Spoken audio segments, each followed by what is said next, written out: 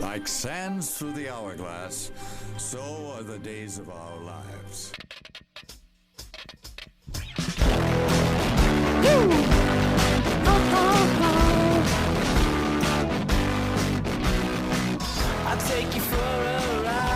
Welcome everybody to a very, very special episode of WeissCast. As you know, we're taking a break sort of this summer, so we're only doing about once a month. And this week, or this month rather, I am very excited to have a very special guest, someone that I've known literally all my life. That is my brother. I'm waving to the audience. Can you hear me? Yeah, that's kind of rubbing salt in a fresh wound, Alex. We really wanted this to be the first videoed WeissCast, and we just had technical difficulties, so we're just recording the audio. I apologize. Nah, it's all good. Alex, why don't you give a little bit of your credentials for being on a podcast for nerds by nerds? So I'm a little out of practice, but for about 2 years, I hosted my own podcast called the Rocket Pants Podcast, which was spun off from the former One More Castle website. Mm-hmm. It was just all about video games. There was no other hook besides that. Just modern and retro games. One More Castle was retro games. Rocket Pants was no holds barred, just about games. And we interviewed some decently big name people on there. There is the creator of Nuclear Throne, if you've ever heard of that game. I've never played it, but the creator's name is Rami Ismail. We interviewed Carol Mertz, who is over at Happy Badger Studios. Interviewed Jim, forget his last name, Frog Fractions guy. And also the creator of Dropsy / Hypnospace Outquest. Hypnospace, I should know that. The Hypnospace game, Jay Tholen. So, yeah. Awesome. It was a good time. Yeah, I was a big fan of Rocket Pants. I listened to most, if not every episode.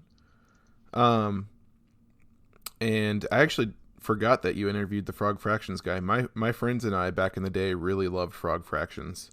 Yeah, it was it was something. It's hilarious. Well, we're gonna get into the Google joke and then do a couple brief recaps before we get into our E3 predictions. That's what's so special about this podcast, besides the fact that it is the first one with you on it, and it's also the first of the summer. I've always wanted to do an E3 predictions podcast because I listen to them every year, and yeah, I'll just see what we can do. So here's the Google joke. Tell me a joke. What's the difference between a guitar and a fish? You can tune a guitar, but you can't tune a fish. That was a pretty that guitar riff really in the joke. Yeah, it really was. I love the Google joke. That's probably the most underrated part of WeissCast that people don't talk about. From there, Alex, did you happen to look up anything from the Apple WWDC? No, I really haven't had time to prepare for this episode. I briefly watched a little bit of the Pokemon thing, and that's about it. That's fine. I literally asked you earlier this afternoon. I was just really excited about this, so we honestly probably could have recorded tomorrow, but I'm really excited about this episode.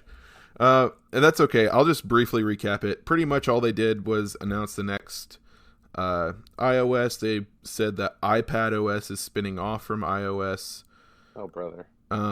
Yeah, exactly. The new Mac OS. But also they announced the new Mac Pro, which is literally putting the Pro back in Macs. This particular unit is actually geared for video editing and content creation professionals.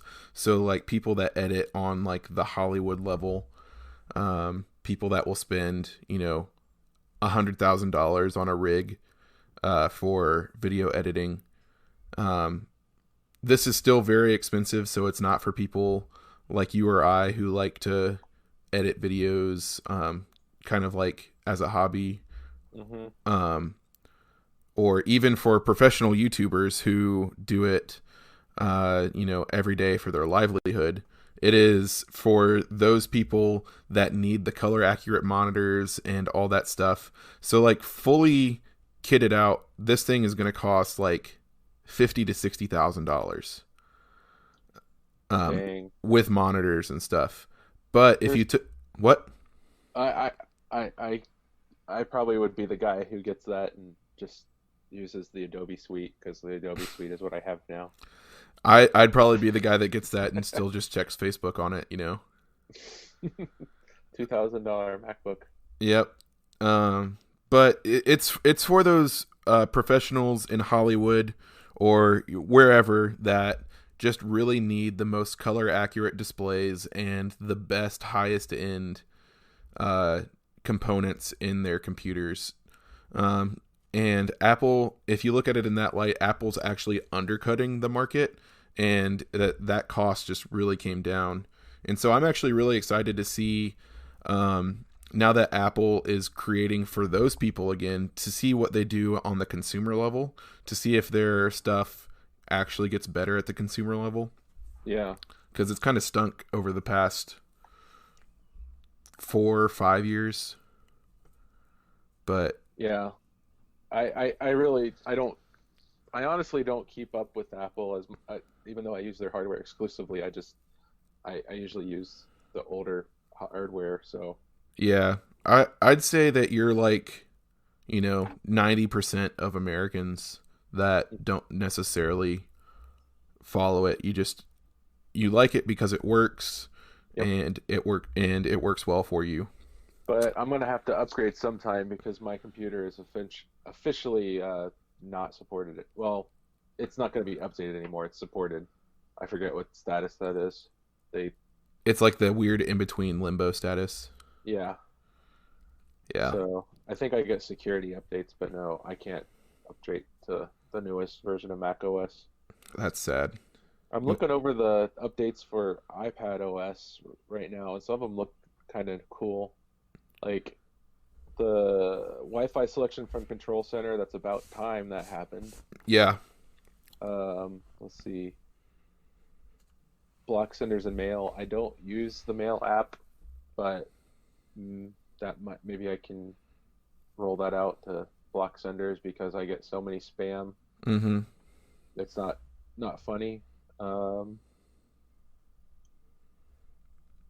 See, that's the two that stick out for iPad OS. I'm subscribed from emails. They have that on Catalina as well. Virtual touch. Sure. Cool. I like the. I think I tend to get more excited about the software updates these days because they're free. So yeah, and free's way better than hundreds of dollars. Yeah, but it is cool that they're kind of trying to win back the professional market because that's I don't know that's what people know Macs for in the past is for the content creation. Mm-hmm. And if I doubt that I'll ever get to that level, but if I ever get to that level with content creation, I would love to get a Mac Pro. But for now, I'll stick with the rig that I built last year. Side question. Yeah. So well, a little background story. I had a friend who worked at Amazon who was really into computers, built his own. Right.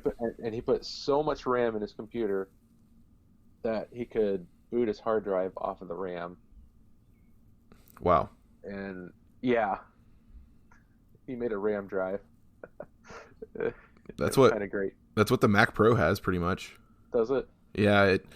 You can get up to 1.5 terabytes of RAM. That's more. My hard drive isn't even that big. Yeah, I did the math, and let me see the tweet because I tweeted it at one of my favorite YouTubers. And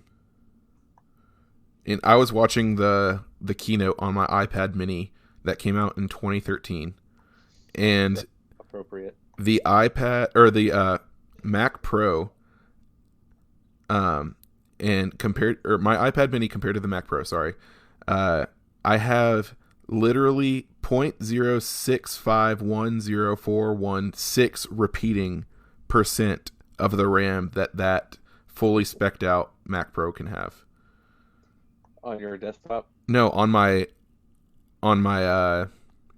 On my iPad, because I only have 1 gig of RAM. Oh my goodness. So I've got 16 gigs of RAM in my on my computer. Oh wow, I didn't know that. Sorry, I thought I told you. Yeah, I think you probably did. I just forgot. Yeah, it's maxed out. I don't think it can handle anymore. Yeah. And it's got 512 megabytes of, I'm assuming, integrated video memory, i5 processor, and it says 524 gigabytes of hard drive. Oh, 525 solid state. So this is a 2011 MacBook, and it's probably maybe it can handle a bigger hard drive, but it's about as maxed out as it can get right now. Yeah, I'm about to update my desktop, actually. Gonna get another stick of RAM and probably an SSD. And I'm probably gonna do that in the next few months or so. So I'm really excited about that. I don't think I ever want to go back to a physical hard drive, because this thing boots up like nothing. Yeah, if I had not been on a budget when building last year, or if SSDs cost the same last year as they do now, I would have gotten an SSD. But the one that I want right now is literally like $10 more than I paid for my hard drive last year. For a physical hard drive? Yeah. So it is what it is. But I'm glad computer prices are coming down, or at least part prices are coming down. Yeah. So that's really it for WWDC. As well, I'm someone that doesn't necessarily use Apple exclusively. I'm pretty platform agnostic. I have an Android phone, an iPad, and then a Windows computer. But you have Apple everything, but you don't follow Apple that much. So we're probably not the two experts that you want to hear talk about WWDC. So I just figured we'd fly over it. Yeah. Well, right now I'm looking at my Dell monitor, and my secondary Acer laptop. So there you go. Man, you're pretty platform agnostic too. Next is the Pokemon Direct recap. You said you got to read up on it some. I watched a little bit of the video. See if I can pull up the bullet points here. Yeah. 2019. Yeah, so I know that they unveiled 7 new Pokemon, including both legendaries. They talked a little bit more about the region. And they also... What else did they do? They talked about the big, I forget what they call it, the big Pokemon. Was that not the legendary? No, like the gigantic, it's not an evolution, but they can grow really big. Oh, the Mega Evolution?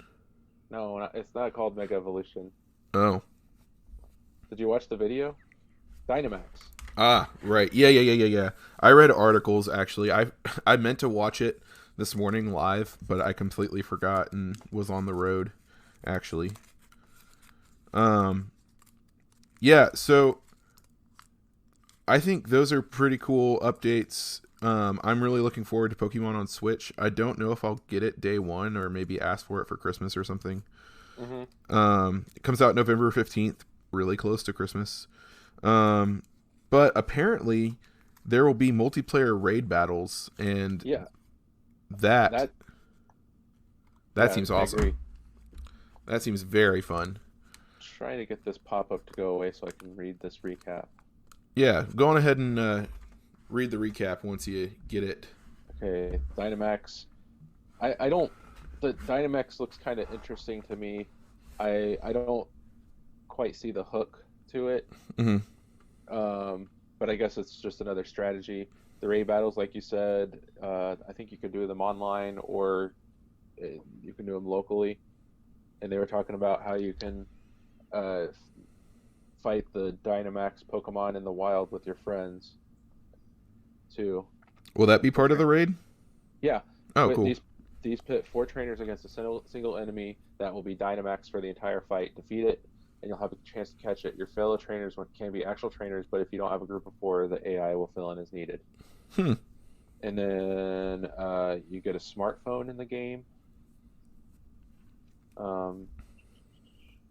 And the random encounters are back. So these have... Oh, no, they're not back. Based on today's presentation, it looks like random encounters are gone. Ooh. So, like, I can't run into Pokemon in the wild? You see them... No, they're not random. You see the Pokemon walking around. Oh, okay. That's actually kind of cool. Yeah, that was always one of the more annoying things about Pokemon is having to use a million repels to keep away wild Pokemon. Get through like Viridian Forest or whatever. It's just like it was impossible to not hit any Pokemon. I don't know. I think I'm still a little skeptical because like every time a new Pokemon game comes out, they hook me, and I'm like, okay, this is gonna be the greatest thing ever, and then it's just like Pokemon with a new coat of paint. Yeah. And I hope. I mean, but to be fair, the formula's tweaked a little bit every time. Right. And I hope they change enough in the formula to really hook me in. It really sounds like these raid battles could be a lot of fun. I apologize for the hammering downstairs. I'm not hearing it, so I don't know if it's getting picked up or not. So okay. Yeah. Yeah, the raid battles that could be a whole nother like that could be like, you know, an evening with your friends. Yeah, that could be fun. That also might make for some pretty good YouTube or Twitch content, you know. I would love to see some of those raids on Twitch, I guess. Twitch raids Pokemon. Oh my gosh. That's just something that's waiting to happen, I guess, isn't it? Yeah, it's just a matter of time. Wow. Man, that was one of the best Twitch events of all time. I've actually never have I seen it? I've seen briefly. I followed it really closely. I was a student intern at the church, and I like whenever I would go into work, I would have it like on my tablet, just like in the background while I was working. Nice. And it was really funny. Also, all the memes that came from it were incredible. I think the part I saw was the I think it's the maze where you have to figure out which way the arrows go on the ground, so you get through it. And it was just it was just the player doing that, and I was like, man, they're taking forever. So the funniest thing that I remember from that is when they were trying to get, I think they were trying to get the Water Stone so they could evolve Eevee into Vaporeon. And, of course, it's like a couple thousand people playing the same game at once. So they messed up and got the Fire Stone and got Flareon, which is notorious for being the worst Eevee evolution. And so he got the nickname the False Prophet. And I don't know why that made me laugh so hard at the time. This was like almost 6 years ago. Hmm. Isn't that crazy? I can't believe it. Man. I mean, I don't feel like I should. I for the audience, I'll be 33 in July. I don't feel like I should remember years ago and still be an adult. You know? Yeah, and I mean, I'll be 25 also in July. Yeah, you were an adult back then.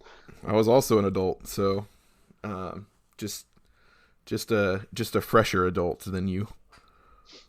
There you go.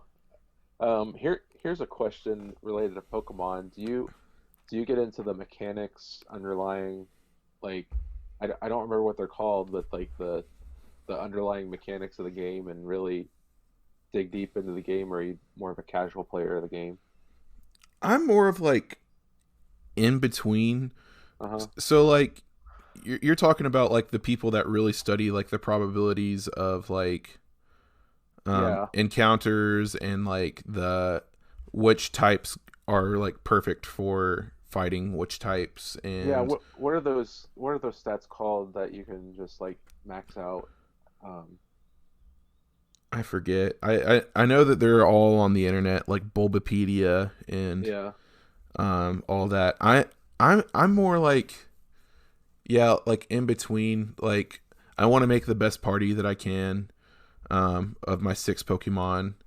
I want to make it pretty balanced. But at the same time, if I think I'm the guy that if a crappy Pokemon looks kind of cool or like cooler than a really good Pokemon, I might put him in my party over that good Pokemon. It's You true. like the EVs and IVs, that's what I'm thinking of. Yeah. I don't understand those at all, and they've been explained to me. Yeah, I don't particularly understand him either. I watch a YouTuber that I wouldn't say frequently plays Pokemon, but he's played through a lot of this series. He's a Let's Player. Have you heard of Chugga Conroy? Oh yeah, Yeah, Big he's Daddy. really good at Let's Playing, and he's super into those things. And he's explained it a few times, and I still don't get it. No, it's too deep for me. Same. Let's move on from the Pokemon Direct recap to a unexpected video game announcement today. It was actually a re-release of SpongeBob Battle for Bikini Bottom. Alex, did you ever play this? I've never played it. I've only heard of the great things about it. Yeah, so I've never played it either. Apparently, people that grew up on it loved it, and you and I both grew up on SpongeBob, but never playing SpongeBob games. No, because they have all of the licensed games have a reputation of being terrible. So I Yeah, think we steered clear of those. yeah, we really did because we have good taste. But apparently, this one holds its own in the world of 3D platformers. People put it on par with, well, I wouldn't say on par, but like right below like Banjo-Kazooie in those games, maybe more on par with like the original Crash Bandicoot. Okay. And I don't know. I might give it a try this time if the price is right. So I noticed that THQ Nordic has Yeah. the rights to the game. Mm-hmm. Didn't wasn't I it says THQ originally published the game, but is THQ Nordic a different company? Yeah, so I think a bunch of studios consolidated and came under the name THQ Nordic. So like Okay. THQ being one of those studios 'Cause I / publishers. I thought I was pretty sure THQ is gone. No, yeah, THQ Nordic is like the successor Got to it. THQ. So they have the oh crud. The rights? Well, yeah, the rights, but I was thinking of other IPs that they have. Oh, don't they have Did they do the Darksiders game? Yes, Darksiders. That's what I was thinking of. They have the Darksiders IP. They have Saints Row IP. They have the Red Faction. Red Faction IP. So they have some pretty big names, and people are anticipating actually a new Red Faction game because THQ Nordic actually just reacquired the original studio that made the Red Faction games. Okay. So I see here. I'm looking on Wikipedia. It says THQ trademark was acquired by Nordic Games in 2014. Then they renamed themselves THQ Nordic. So that makes sense. Yeah. Yeah. So I wasn't too far off. No, you were right. I'm confirming it. Yeah. So this is a very interesting release. I anticipate it probably being like a $40 release and then probably going on sale soon after. I would love to play this on Switch because I like to play most games on Switch. But yeah, I'm actually kind of excited about this. I don't know about you. It's probably got to win me over because I don't have any nostalgic ties to it. I mean, I probably would pick it up on sale for the Switch. And yeah, that's what I'm saying. I think the Switch is the only current console I have audience. I mean, I have a computer, but it's a Mac, so it doesn't play the latest games or anything. Yeah. It can't run even what was the Banjo-Kazooie successor? Ukulele. It cannot run Ukulele. I've tried on the lowest settings, so maybe your next computer will be able to run Ukulele. Yeah. Let's hope. From there, we're going to head on into our E3 predictions. We'll start with... Do you want me to start with Xbox? Or... I know you don't have an Xbox, so you don't really care about that as much. Well, why don't you talk about Xbox, and I'll chime in where I can, and then we can talk about Nintendo together. Okay, cool. So yeah, there have been a lot of big things happening with Xbox lately. A few months back, they announced the Halo Master Chief Collection is coming to PC, and it's actually available for pre-order on Steam of all things, which is pretty big. And of course, last year Microsoft acquired a bunch of developers, and I think including like Playground Games, who develops Forza Horizon, and they allegedly are developing a new Fable.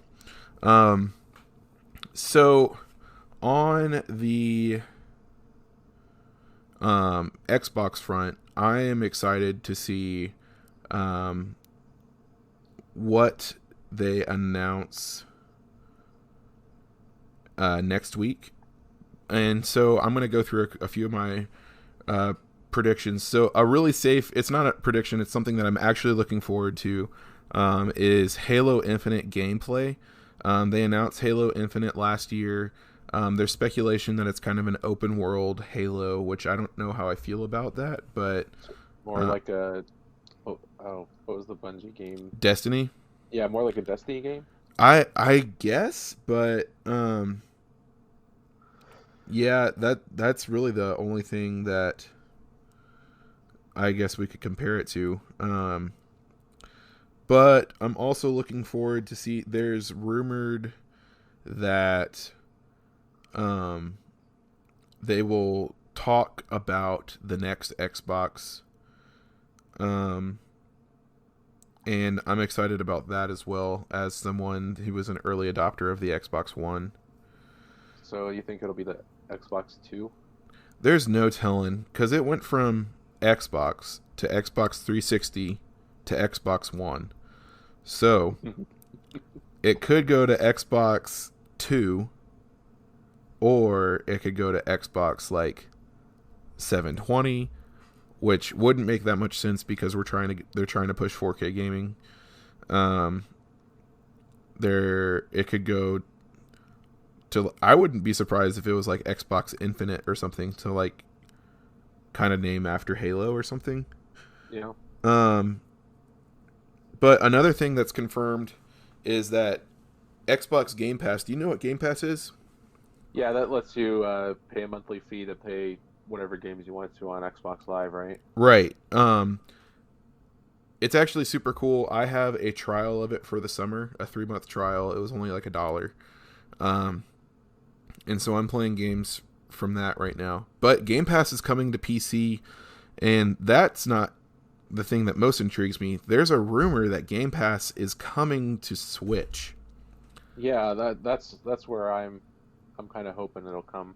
Yeah. So Xbox and Nintendo have been on really good terms lately, and actually they brought Cuphead to Switch, and it's done really well.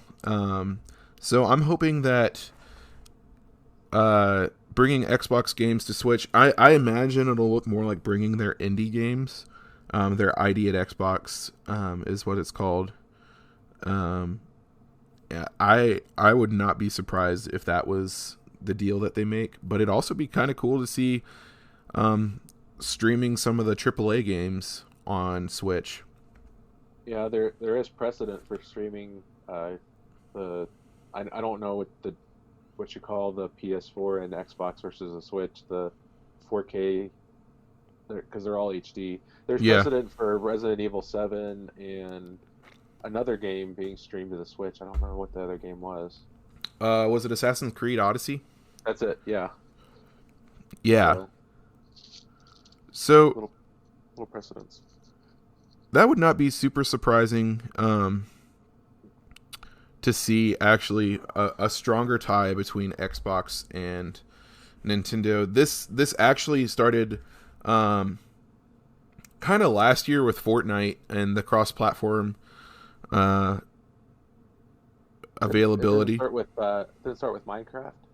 It might have started with Minecraft. You're right. Because I've got this Minecraft on the Switch, and you still have to sign in with your Microsoft account to do things, and you can play with Xbox people or Windows people, and it's really cool. I didn't even think about that. You're right. It probably did start with Minecraft. Yeah.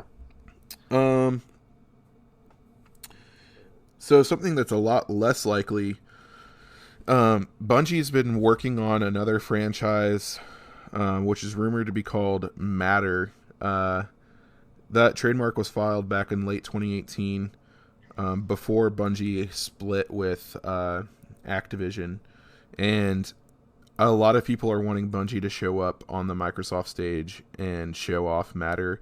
But, I mean, if they just trademarked it back in late 2018, there's probably not any playable footage. Right. But, yeah, those are the things that I'm kind of excited for. There's also there's also talk of the first look at the Halo TV series, kind of indifferent about it. I'm not super into the Halo lore. I just like the multiplayer, which I think is how a lot of people are. Right. But I'm sure that I'm missing something from my Xbox predictions. I will add this addendum. The games on the Master Chief Collection, besides Halo 1 and 2, the other ones, to my knowledge, have not been released on PC ever. Oh, yeah. That's true. There hasn't been a Halo release on PC since Halo 2, or at least a mainline series. The Halo Wars series has come to PC, which is their RTS. Yeah, I'm not that into Halo, but I want to say people probably don't play Halo for that spinoff.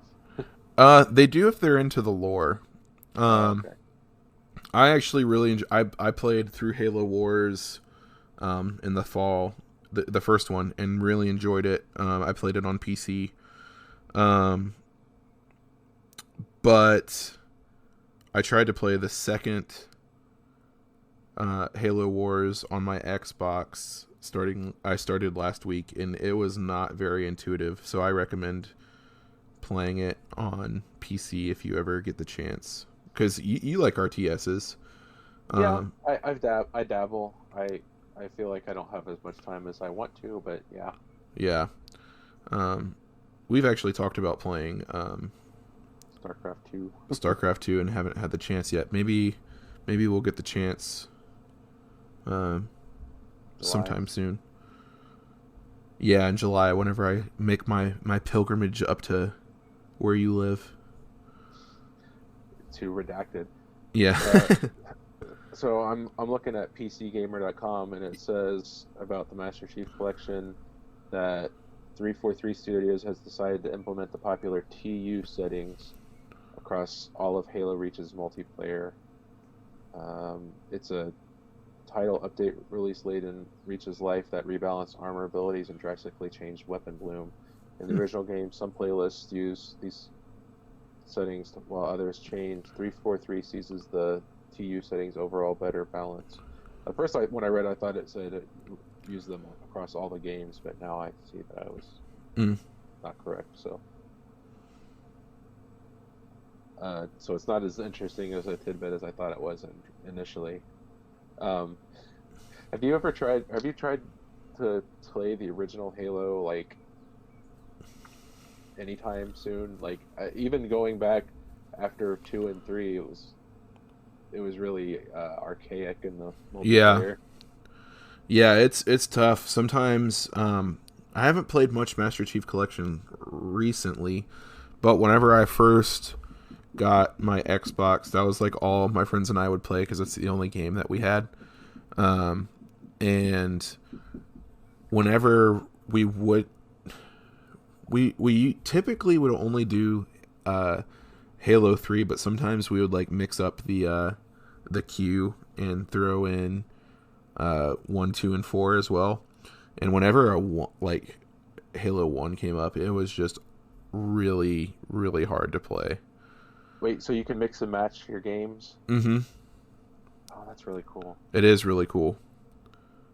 I can bring my Xbox to Redacted in the summer if you want. No pressure. All right. Sure, we'll have plenty of Switch and PC games That's true. to play. It's very true. We can move on to Nintendo. I'm actually more excited to talk about Nintendo anyways.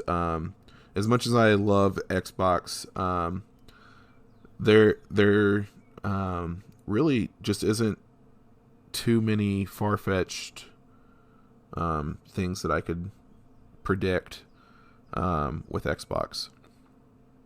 Yeah. So, like, just throwing this out there, nothing intrigues you about Sony? Just Well, so no, yeah, but Sony's not going to be at E3. what? Yeah, they're not having a press conference. I would do predictions, but like they're not going to be there. They don't feel like they need to be there. I think it's kind of them being kind of cocky, being the quote winner of this generation, unquote. So yeah, they're not going to be there.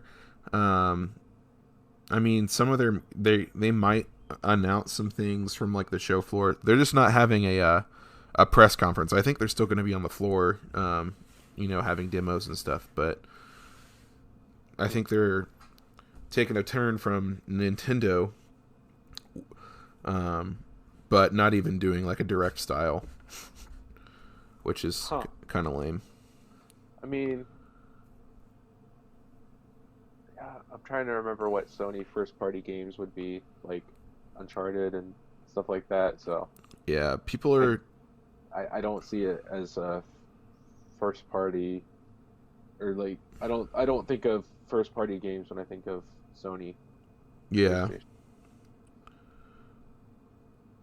I'm kind of there with you. All right, so Switch. On the Switch. What are you looking forward to for Switch? Oh, you want me to start? Yeah. I'm looking forward to whatever the rumors surrounding this Xbox deal would be, whether it's like they're saying, Nintendo's saying we've patched our relationship up with Rareware, and we're gonna get a lot of the old games back on the Switch, or that there's more Xbox Live functionality, like there is in Minecraft, and I guess there is in Fortnite, like you said. Mm-hmm. I think that would be really cool. I think, I mean, it's not really something that I want or I would do myself, but just having them there, I think more big name third party games like Doom 2 and Wolfenstein on Switch, or Mm-hmm. yeah, more games like that. I think that would add more credibility to the Switch. I mean, if they just announced a back catalog of like more games like that, I think that would be really neat. From Nintendo themselves, I hope they announce the next Smash Brothers DLC character. I don't think they have. Every time I look, it's just rumors. Yeah. Have you seen the rumor that it might be Banjo? Yeah. That could be very exciting. That would be amazing. And the long shot, I mean, I guess they're going to announce one character at a time. But the Oh no, what happened? long shot for that would, of course, be... I've already got the Game Pass, so I don't... You okay? I didn't hear the long shot. Long shot would be Gino. Oh, Gino. Yes. Yeah. Oh my gosh, I would love to see Gino. I mean, there'd just be crazy amounts of ridiculous. Like, I mean, there's a little bit of... there's some goodwill with Squaresoft these days with Nintendo. It's not like they're rivals, like they, or it's not like Nintendo's burned that bridge anymore. There's plenty of Square stuff on the Switch. We got Octopath, like that's huge. That's an exclusive. Oh yeah, I was just thinking of the Final Fantasy ports, but yeah, Octopath as well. So, honestly, I don't know what else is coming down the pipeline, but just the Smash DLC, and if they announce some cool new indies, that's what I'd be hyped for. I love the indie showcase that they always do in the E3 directs. They probably dedicate 5 whole minutes to showing clips from indies that are in the pipeline. I think the direct will be not focused on Smash, but there will be a good portion of it on Smash for DLC, because they really have been scarce with it. I actually did not buy the pass, so I don't have Joker. But since I got the game early, I have Piranha Plant. I love Piranha Plant. Yeah, he's good. I would love to, like, me and a million other people out there would love to see Waluigi come to Smash. I think he's an even longer shot than Gino. You think he's longer shot than Gino? Isn't he? He's already an assist trophy, isn't he? Yeah, but that's an assist trophy. I think that there will be a decent amount of third parties there. I think maybe Ubisoft will probably be the biggest third party there. They have a great relationship with Nintendo. Oh, yeah. I would love to see a Mario plus Rabbids 2 announced. That's kind of a long shot, but I haven't even heard anything about it, but I would love to see that. I love that game. I actually haven't played the DLC for it yet. I might get it here in the next few weeks because I loved the main game that much. The way I understand it, and I have the game too. If I hadn't told you. Yeah, I think I knew that. Yeah, I wish you could play it online, but I'm not bitter. The DLC is not just an add-on; it's like a expansion pack with like a whole separate story and different characters and everything. Right. So, that makes me excited because it's just more of the game instead of just like a couple of levels. Yeah, I want to say that it's like 10 to 15 hours more of the game. Yeah, which is great. Mm-hmm. And it's only like $15, so it's Really? not bad. Yeah, it's not very expensive at all. Speaking of downloadable things on Switch, I probably need an SD card because I've had to maneuver my downloads a lot in the Yeah. internal memory. I'm glad you mentioned the Ubisoft because that reminds me of the third-party support on the Switch and also which includes Bethesda. And Oh I yeah. would just love if they brought Fallout to the Switch. Oh my goodness. Do you have a particular Fallout that you'd like to see? New Vegas, of course. Of course, yeah. So I'm actually going through that in a Let's Play on Twitch. That's actually what I'll be doing right after our conversation. You're playing it on Twitch? Yeah. So I stream it. The things I don't know. I tweet about it. Oh, Oh. I guess I have a Twitch only account that I tweet from about it. But yeah. So it's actually my second time doing this. I started and I got to Prim, and so I'll get a little further this week. But yeah, I love New Vegas. You and I both think that it's the best one. Mm-hmm. We know we're right. We know we're right. Actually, a lot of people are with us. And to the people that say 3 is better, take a look at that color palette and then call me again, because that is, in and of itself, evidence that New Vegas is better.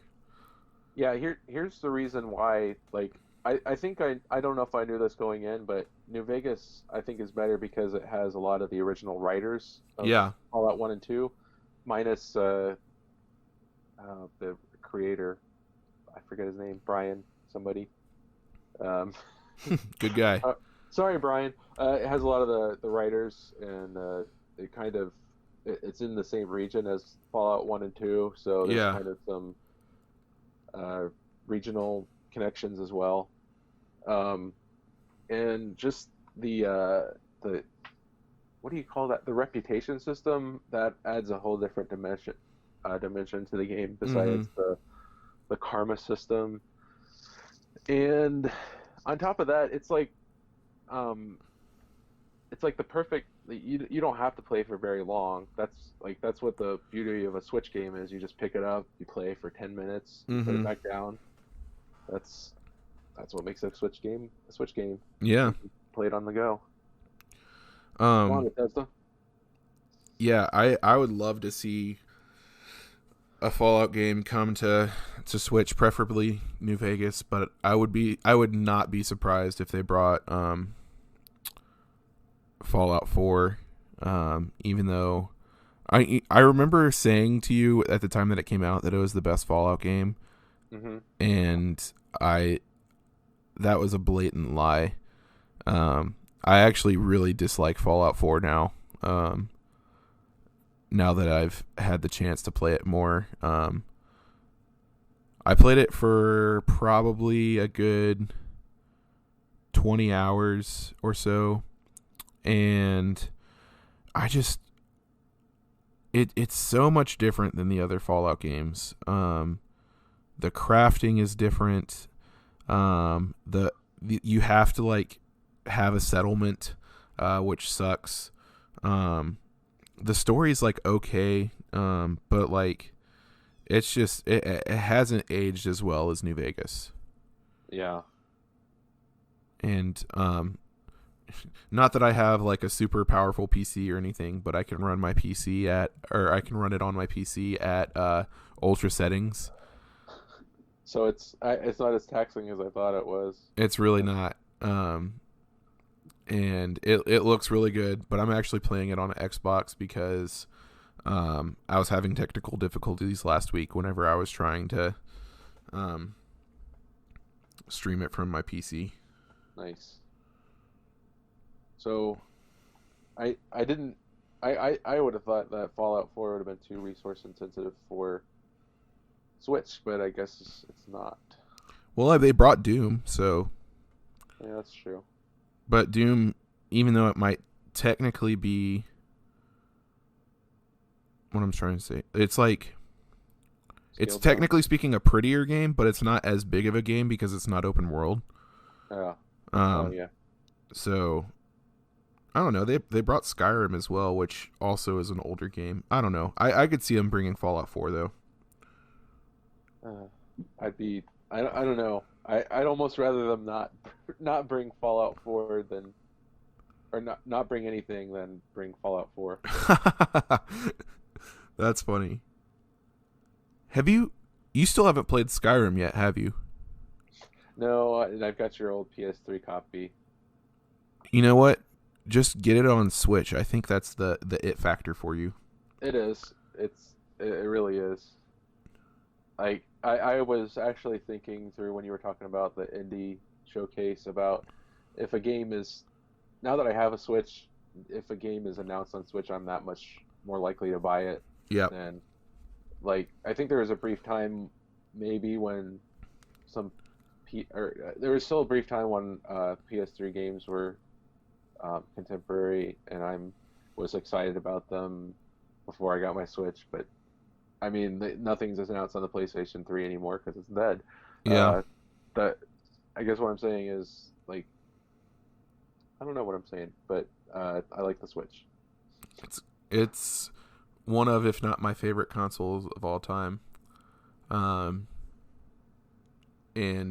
it has so much more potential that I could live up to. I've actually been playing the DLC for Breath of the Wild, and at first I was kind of disappointed because I was like, oh man, this is super easy, and then I just realized that was the first part of the DLC, and there's this whole part where like I have no idea what to do. So I'm getting back into the meat of Breath of the Wild again, and I'm very excited about that. So speaking of I guess the Switch itself, do you think there will be a hardware revision announced? Like, is that likely? So there's a couple different things that I've heard / have thought. If there is a hardware revision, I think that there will also be a dock revision. So something that can upscale the Switch into 4K, that it might actually have like an external GPU.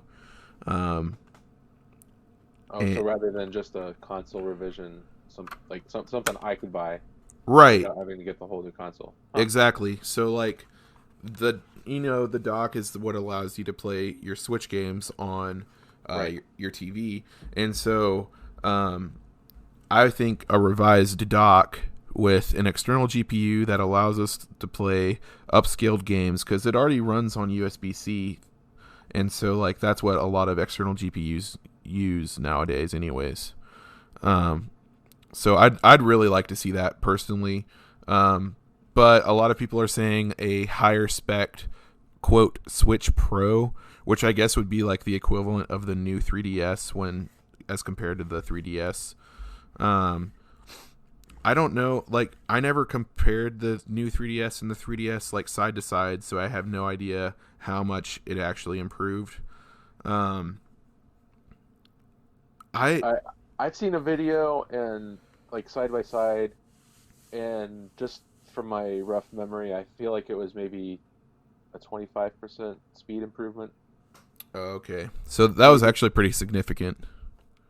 Yeah, and I mean it's like you may not see it in the older games, but in the newer games, it would definitely become they definitely took advantage of the new hardware. Mm-hmm. So it might not have been 25%, but I just feel like it was noticeably faster. Right. Yeah, I don't know. I think what might be more likely is a Switch Mini. So like a Switch that doesn't allow you to take the Joy-Cons off, and you probably can't dock it. So it's like portable only, which I don't know how I feel about that. Like, I definitely wouldn't feel bad about that being released, because I wouldn't feel as bad as a Switch Pro being released, I should say. Like, I would definitely like want a Switch Pro, but whereas a Switch Mini, I would not even give a second thought about. No, because I already have one. Yeah, exactly. And yeah, the Switch is portable, but it's not like you can put it in your pocket or anything. And I don't necessarily want that. I don't mind throwing it in my backpack or whatever, with my case. But yeah, I don't know about hardware revisions. There's too many. I've heard too many things to really, reliably give an opinion, I guess. So I would love the dock revision. Mm-hmm. I would be all over that. More so, I wouldn't want to buy a whole nother Switch Pro. Right. But how would I'm wondering how the software would work if they would say, you know, I don't know, let's just call it Switch Plus for brevity. Yeah. Like Switch, like would it say Switch Plus compatible or Switch Plus exclusive? Like you can't play this in handheld mode. Do you think they would lock that out? You know, I don't know. In my mind, they would treat it the way that Xbox treats Xbox One X enhanced games. So like you get the game. So I have an original Xbox One, and I can play, you know, any Xbox game right now. And then if I were to say have an Xbox One X, I could download the game and it would be the same game that I have on my current Xbox, but I could download additional content to make the One X enhanced. So like it would come with the HDR patches and the 4K resolution. So the download's a little bit bigger. So that's kind of what I imagine. So like if you were to buy the game card, you could download something from the Nintendo shop, and not that the Switch is it's not exactly set up for this because it only has 32 gigs of storage on board, but in my imagining you could like download a patch that would make it you know, plus enhanced. Gotcha. Cool. That would probably be the best way to do it. The Switch is actually the only console right now that I primarily buy physical games for, unless they're indies, of course. But I'm looking at my games. I can't count from here. Probably 8 physical games. Whereas I technically have more than that for Xbox One. But I'm actually about to sell them all at GameStop because they're doing a really good deal right now. And I might actually trade them in for Switch games. Oh, nice. Yeah. So, yeah, it's like if the games are worth a minimum of $2, they'll give you $5 more for in-store credit. So, like, I have, you know, 10 plus games that I don't care about. So, I'll get a pretty good chunk of change and maybe get a couple Switch games out of it. Maybe what? Get a couple Switch games out of it. Oh, okay, that part cut out. Sorry. Oh, you're good. We've talked about Nintendo. We've briefly talked about Ubisoft. Briefly talked about Square Enix. The only thing we really haven't talked about from Square Enix and Ubisoft are the new Assassin's Creed, which is inevitable. There's actually a leak of Watch Dogs. Have you heard of Watch Dogs? Have you played Watch Dogs? I remember when it first came out, I was like, I'm gonna get it when it comes out on the Wii U, and it came out like 2 or 3 years after the wide release, and I never got it. So the first one was kind of critically panned. The second one was critically adored, but did not sell well. But they're coming out with a third one, apparently, that's set in London, and it's like this model where you can like be any NPC, so you can control any NPC in the game. And so that's kind of just rumored, but it looks kind of cool. But But yeah, if there's any guarantees in this world, it's death, taxes, and another Assassin's Creed game. Square Enix is actually developing the Marvel Avengers game, and not much is the official Marvel Avengers game. Yeah, so it's not like license. It's not like licensed from the movie. It's like how Spider-Man PS4 was. Gotcha. Okay. So a lot of people are saying that it will be kind of like a co-op, 4-player co-op game, where you kind of drop in and out. Like you can play it by yourself, but it'll be more fun to play with friends who will be other Avengers heroes. No word really on the roster, but I guess we'll see next week when Square Enix does their keynote. Right. EA, really the only thing that I care about EA right now is Jedi the Fallen Order. Have you heard much about that? No, no, I haven't heard anything about it. So it's a single-player action game from the developers of Titanfall. So Respawn Interactive, they also developed one of my current favorite games, Apex Legends. This is completely out of their genre, or their typical genre, so I'm really excited to see what they do. This is the first single-player only Star Wars game in many years, and so I'm very excited about this.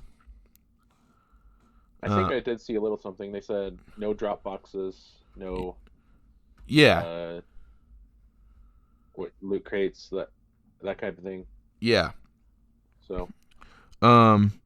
Yeah, it's really exciting because, like I said, it's the first single player only Star Wars game in many years. It also it takes place between the Clone Wars and like the original trilogy, so like that era, hence the Fallen Order. So it is. I think it looks awesome. There's a trailer for it if you want to look it up. Just look up Star Wars Jedi Fallen Order on YouTube, and the trailer should come up. Cool. And then, I'm sorry, what? I just said cool. And then we have Bethesda. Bethesda teased a new IP last year. I forget what it's called. Something about Starfield? Is that the one that's supposed rumored to be Skyrim in space? Yeah, that's what it is. So they name dropped it last year. I'm hoping that they bring footage of it, maybe even a release date. They will likely talk about Doom Infinite, which is the next Doom game. They might even talk about DLC for their recently released Rage 2, which is reviewed pretty well. But I don't know. I usually watch the Bethesda conference, but after last year, it was just so awkward with like Andrew WK doing a musical intro for Rage 2. No one expected Rage 2 to be there. Nobody was looking forward to it. No one was looking forward to it. Same with Fallout 76. That was probably the most critically panned Bethesda Softworks game of all time. So that game did not enter my head as existing when we were talking about Fallout just a little bit ago. I completely forgot about that game. Yeah, same, until I just started talking about their conference from last year. But yeah, so that's really all we have for E3 predictions, unless you have any other things. I was just gonna put an addendum on. You were talking about the Avengers game, but a game that's confirmed to come out next month is Marvel Ultimate Alliance 3: The Black Order. Oh yeah, for Switch. Yeah, and I think it looks really cool. It's an action RPG, and it's the Avengers game, or it's an Avengers game. Yeah. So I think that looks pretty cool. Did you play the original Marvel Ultimate Alliances? I did not, but Neither did I. Like the other things, you just put it on the Switch, and I'm that much more excited about it. I believe that it's a Switch console exclusive, is it not? Yeah, it is. Yeah, so that is very exciting. Who's developing it again? Team Ninja, and Koei Temco, and published by Nintendo. So wow, yep. that's awesome. Yeah, I'm looking forward to see how that does. It's probably not something that I'll get, immediately, but unless it's like gifted to me or something. But hint, hint, wink, wink. Wink's as good as an Octo blind bat. I've got other plans for you. But yeah, I forgot about that game. You're right. And I was going to ask does EA have a presence on the Switch? Not at all. Not really, outside of like Rayman games. No, wait, that's Ubisoft. Yeah, that's Ubisoft. I'm trying to think. I don't think that they do really. I would like to see EA bring Apex Legends to Switch. There's rumors that Apex Legends is coming to mobile, and that was kind of the first step for Fortnite. So the Fortnite went to mobile before it came to Switch. And so I think if Apex can run on mobile, it can run on Switch. Yeah, that's fair. Also, I would love to play Apex with you because it's a lot of fun, and I've put a lot of hours into it, and I would put way more hours into it if it were on Switch. I guess the only other thing I can think of is, I don't know, something for Square Enix. Like, I don't keep up with. I mean, I just do a cursory search every once in a while to see what's new. Yeah. See what people are tweeting about, but I don't actively follow any of these companies. But I mean, is there any talk of a rumor of a new Final Fantasy, like not a MMO, or is that so? Final Fantasy VII Remake has been talked about for years. It was announced at E3 2015, I believe, and yeah. So, but they've never they've never confirmed like a release date or anything. So, a lot of people are thinking that it'll be this year that they confirm that. I don't know. I couldn't care less. I've never been really into the Final Fantasy games. Have you? I've never. A little bit. Yeah. Like, it's one of those things where I kind of get into the game. I used to have 7, 8, 9, and 10. Yeah. And I just don't have them anymore because I could never find the time, or when I did, I was like, it gets kind of boring. They're very meaty games. They're like over 100 hours each, aren't they? Yeah, and I'm one of the people that I like, unless it's, I mean, like a Fallout game is different because there's like, I feel like it's different at least because you kind of make up your own path in the game. Yeah. It's not just a predetermined story. But I don't necessarily see the gameplay length. Like, if a game's boasted as 100 hours, I don't see that as necessarily a positive. Right. Like, I think if a game takes 25 to 30 hours and is really enjoyable, has a good story, and it's fun to play, then I see that as a better than just stringing out a game for 4 times longer than it needs to take. I agree. Yeah. So I think when I think of the perfect amount of content, I'm actually going to bring it back to Skyrim. So the core story in Skyrim takes 25 to 30 hours. And I actually played it straight through the first weekend it was out. You probably remember that weekend because you got the Metal Gear Solid HD collection.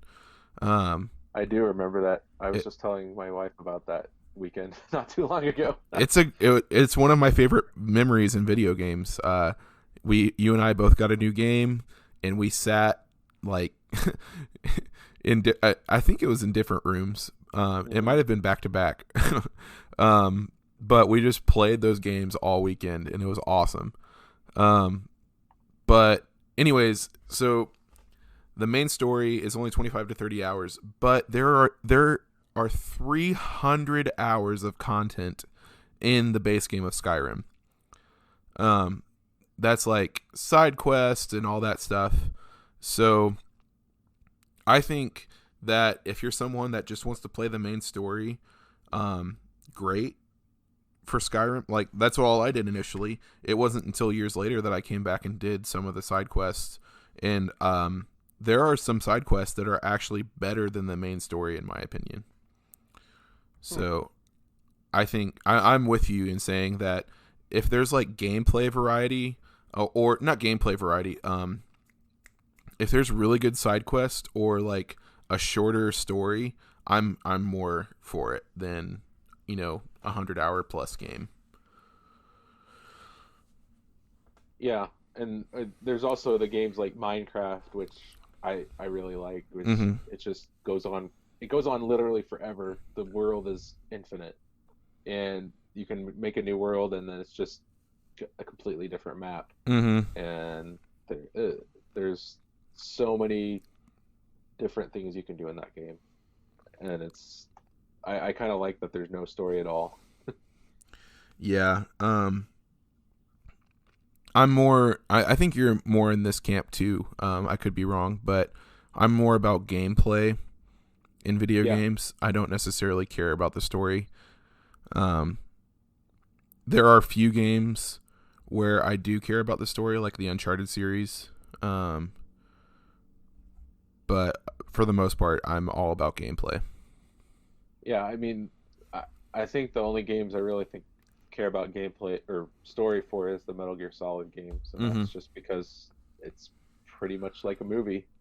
Yeah. Yeah, I think that wraps up our E3 predictions because we kind of got off on a tangent. Well, that's what a podcast is for, right? It's true. It really is. So we're going to go to our special June edition of 20 questions. And typically, it's movie 20 questions, which I know you'd probably be really good at. Yeah. But I'm going to make it video game 20 questions. And this is actually inspired by one of my favorite podcasts from IGN called Game Scoop. They do video game 20 questions every week. And it's usually a listener sends in a video game suggestion. And the host is the question counter / answerer. And the co-hosts, because they have multiple co-hosts, ask the questions. But this week, I just thought of a video game, and I'm going to have you ask the questions. Is that cool? I'm going to ask you the questions. Yes, you're going to ask me the questions, and you have to guess the game. Oh. That I'm thinking. Okay, so let me just get the scope here. This is like any game ever. Right? Okay. Yeah, so I'll go over some examples. So like typically when I've played either movie 20 questions or when I've listened to video game 20 questions on GameScoop, they try to narrow it down to a certain era. So in video game 20 questions, they'll like say, is this the era with PS2, GameCube, and Xbox, or whatever? Or for movie 20 questions, I'll say, was this released before January 1st, 2010? Okay. So those are the kind of the questions. And then I try to go into genre questions. For movie 20 questions, I've never gone into who distributed it, because I only know a handful of studios. But like I know a lot more game studios, so I would ask like, who published it? Was this developed by Retro Studios or something? Okay. So that's kind of how it goes. But I have a particular game in mind, and you can go on ahead and start whenever you want. Okay, is this a current generation game? No. Okay. Was the game released in the last 10 years? No.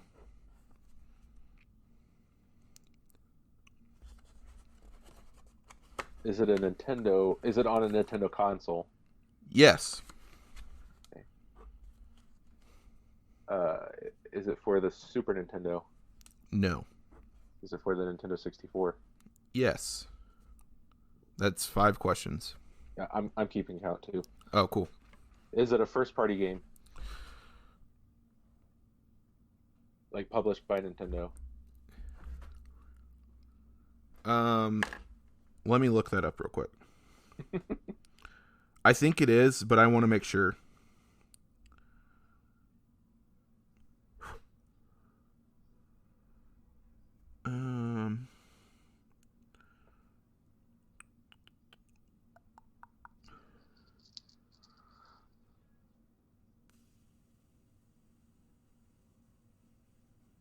I'm going to go on ahead and say yes.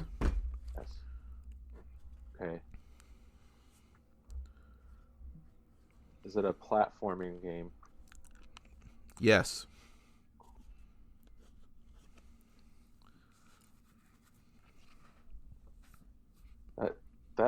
That narrows it down.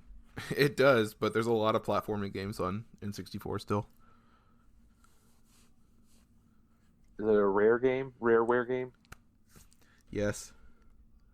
Is it Donkey Kong 64? Yes. You got it in 9 questions. Yeah.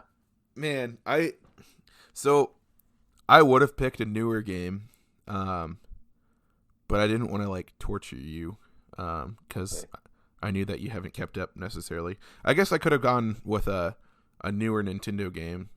That's okay. But yeah. Well, I mean, I would have called that a second party game, but still. Yeah, so that's why I was confused. I thought I knew it wasn't third party. I always forgot about second party. But yeah, released in 1999 to I wouldn't say universal acclaim. A lot of players liked it. It didn't necessarily review well. I think the opinions split on the game. Yeah. Actually, IGN gave it a 9, so did GameSpot, and it has a 90% on Metacritic, but it's not looked on as fondly as other Rare games. Yeah. But yes, Donkey Kong 64, his first soiree into 3D, and actually only mainline soiree into 3D. Yeah, that's right. Kind of need a Donkey Kong 64 too. Where you at, Retro Studios? Oh, you're probably working on Metroid 4. Please get that to us really quickly. But from there, that's all we have for WeissCast. Alex, I owe you a beer whenever I get up to visit you. That's kind of the bet. So whoever loses buys the winner a beer. Nice. You can challenge me back with. I'll challenge you back with 20 questions. All right. I wouldn't mind. I say I'm better at movies, but I've actually been stumped a couple times. But yeah, that's all we have for this week's edition of WeissCast. Alex, thank you so much for taking some time out of your day, especially last minute, to record. Really appreciate it. No problem. Really fun. Yeah, I'd love to have you on more. Especially my co-host is moving, and we'll have a really busy schedule probably once he moves. He's doing an internship out in Arizona at a church and getting his master's. So we're not sure what his time's going to look like, but I'll probably have a rotating host or co-host starting with season 2 of WeissCast. And so I would love for you to be on that rotation. I think I would too. That, folks, has been WeissCast, the June edition, with our E3 predictions. You can find me on Twitter at The Weiss is Right. Also on Instagram at The Weiss is Right. Alex, where can they find you? Twitter and Instagram at Alexander M. Weiss, just my full name. Throwing it out there. Wow. That's my handle now. At Yeah. Alexander M. Weiss. Yeah, that's pretty much where I am. I don't check Twitter as much as often as I used to. I don't have it on my phone anymore. Whoa, I But didn't know that. yep, uh, it's I can be a little bit of a screen addict, and yeah, but I do check it. I'm not Hmm. completely absent, but yeah, feel free to give me a follow and say hey. And also, folks, we are on patreon.com/WeissCast. Your support helps pay for the website, weisscast.com, and also our hosting website, Pinecast. Your support is very much appreciated. And from there, we are going to send it to our outro song, which honestly I haven't even picked yet. So I'm going to look at SoundCloud real quick and just pick something very, very quickly. It's gonna be like the Simpsons episode where you just splice it in later. Yeah, it probably is. Splice in the name later. Simpsons is actually a good idea. We're going to go Is there a with Simpsons related song? the Simpsons theme song remix by CG5. Find CG5 on SoundCloud. Give them a follow. I'm sure it's a fine song, even though I haven't heard it yet. So that's all this week for this week's episode of WeissCast, and I'll catch you next month. Maybe Alex and I will record in person. Ooh. Who knows? Peace out. Simpsons.